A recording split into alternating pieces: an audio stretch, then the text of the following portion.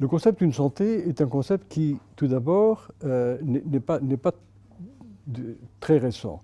C'est un concept qui est ancien et la meilleure preuve, c'est qu'en 1820, lorsque Louis XVIII a créé l'Académie royale de médecine, il a souhaité inclure des vétérinaires parmi les médecins, étant entendu que l'objectif de l'Académie était de fournir au gouvernement des conseils, des recommandations en matière de santé publique.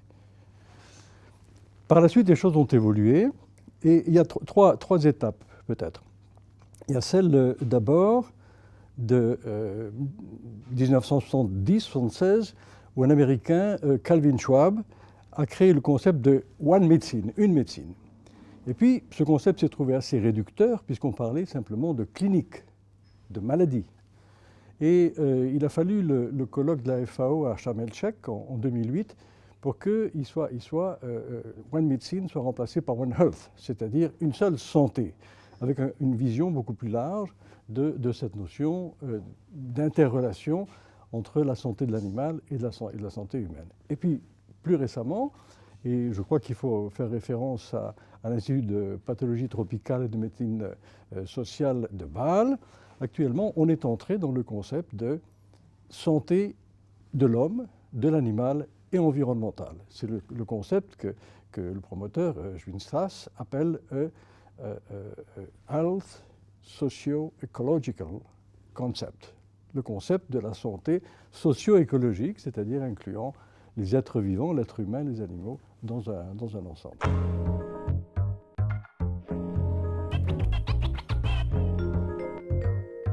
Ce concept, comme vous le savez, a connu des fortunes diverses.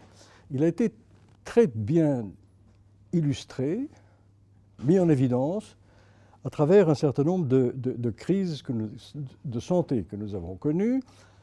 Tout d'abord, ce qu'on a appelé les crises alimentaires, la listeria, la crise de la vache folle.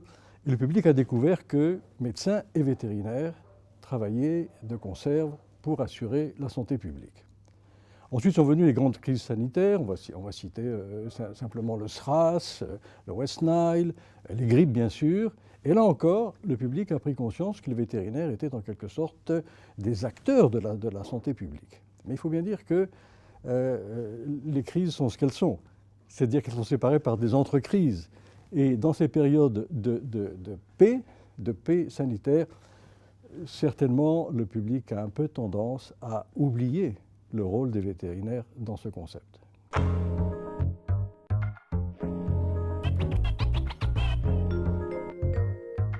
Comme je crois, vous l'avez très bien illustré avec Harris, qui est en fait une structure qui se veut transversale, fédérative de l'ensemble des acteurs de la santé, y compris également de l'environnement. Je pense que le concept une seule santé ne pourra survivre et s'amplifier qu'à travers des interrelations plus étroites entre tous les acteurs de la santé.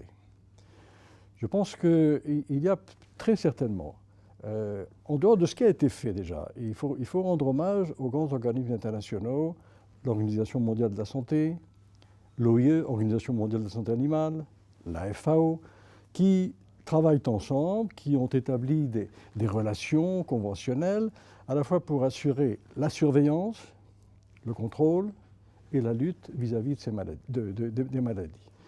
Mais le concept, comme on l'a compris, déborde largement le cadre des maladies infectieuses et parasitaires. On est entré maintenant dans les maladies de l'environnement.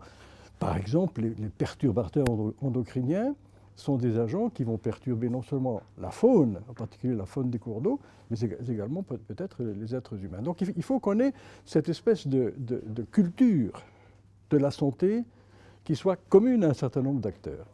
Et personnellement, mais peut-être est-ce que ça va choquer, je pense que les formations de santé devraient être davantage unies dès leur origine. L'université, c'est le creuset de toutes les formations. Il faudrait qu'aujourd'hui, on prenne conscience de ce fait et que les formations médicales, chirurgicales, d'odontologie, de maïeutique, soient associées aux formations vétérinaires. Moi, je regrette un peu que la formation vétérinaire soit à l'écart de ces courants, parce qu'encore une fois, c'est sur le banc de l'école, c'est sur les bancs de l'université que les gens commencent à se comprendre, commencent à se connaître et bénéficient de la même culture. Ce serait déjà un point positif très important.